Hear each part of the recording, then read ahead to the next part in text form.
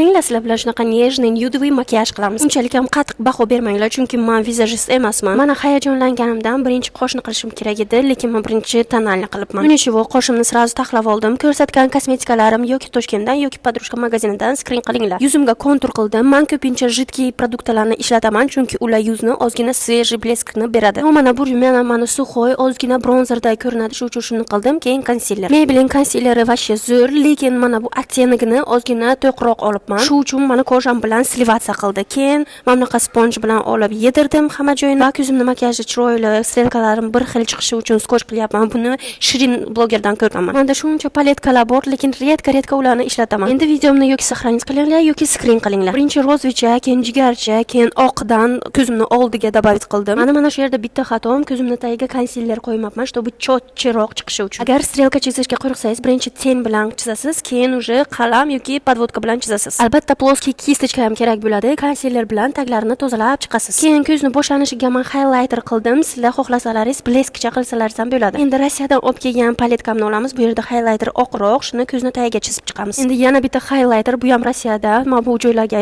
surib chiqamiz. И всё, makiyajim tayyor. Vizajistlar agar bironta xato qilgan bo'lsam, yozinglar. И всем пока.